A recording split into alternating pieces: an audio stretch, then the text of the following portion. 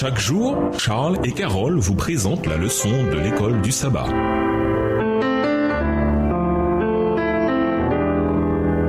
Bienvenue dans votre émission. Dieu nous parle. Nous voilà à la leçon de dimanche, le principe de première mention. La plupart des programmes universitaires commencent par un cours d'introduction générale. Ce cours présente les principes fondamentaux d'une étude qui sera approfondie au fil des mois. De même, quand on étudie toute la Bible, on s'aperçoit rapidement que Dieu a également donné un cours d'introduction dans le livre de la Genèse, où il présente des idées qui seront examinées plus en détail dans le reste de la Bible. Généralement, la première fois qu'un concept ou un symbole est mentionné dans la Bible, notamment s'il se trouve dans les premiers chapitres de la Genèse, il établit une compréhension générale de ce concept, ce qui nous aide à comprendre comment il sera employé plus tard. Certains étudiants de la Bible appellent cela la loi de la première mention. Il s'agit plus exactement d'un principe, un modèle, plutôt qu'une loi, car il n'est pas gravé dans le marbre, et il y a de nombreuses exceptions à la règle. Mais le modèle qui semble émerger à la fois dans l'étude de la Bible et l'étude des prophéties, c'est que Dieu donne à ses enfants des informations petit à petit dans le temps, en commençant par un concept de base, puis en le développant à de nombreuses reprises sur des années, voire des siècles. Lisons Ésaïe 40, versets 7 et 8, Malachie 3, verset 6 et Hébreux 13, verset 8. Quel principe peut-on tirer de ces textes pour nous permettre d'avoir un ancrage solide dans notre étude de la prophétie? Ésaïe 40, les versets 7 et 8. L'herbe sèche, la fleur tombe, quand le vent de l'Éternel souffle dessus. Certainement, le peuple est comme l'herbe. L'herbe sèche, la fleur tombe, mais la parole de notre Dieu subsiste éternellement. Malachie 3, verset 6, car je suis l'Éternel, je ne change pas, et vous, enfants de Jacob, vous n'avez pas été consumés. Hébreux 13, verset 8. Jésus-Christ est le même hier, aujourd'hui, éternellement. Aujourd'hui, le monde parle plutôt de vérité apparente. Le néologisme véritude existe également, traduit de l'anglais trustiness, et non de vérité, car on parle du principe que la vérité est quelque chose de flexible, qui peut changer avec le temps. Dans certains cas, le concept même de vérité est considéré comme suspect. Quand Dieu établit la vérité, cependant, il ne change pas d'avis. Une fois qu'il commence à enseigner la vérité à son peuple, nous pouvons compter sur le fait que les répétitions du même principe ou thème biblique ne changent pas sa signification, mais qu'elles éclairent au contraire davantage cette signification. Il est donc tout à fait logique, quand on étudie les prophéties, d'avoir une bonne compréhension du livre de la Genèse, où de nombreux concepts clés y sont expliqués pour la première fois, et de garder en tête cette compréhension fondamentale tandis que l'on explore le reste de la Bible. Malgré les objections séduisantes, voire logiques, pourquoi est-il primordial de ne permettre à rien ni personne d'affaiblir notre foi en la Bible et les vérités infaillibles qu'elle enseigne? De quelle manière subtile cet affaiblissement peut-il se produire? Au revoir et à demain si Dieu veut.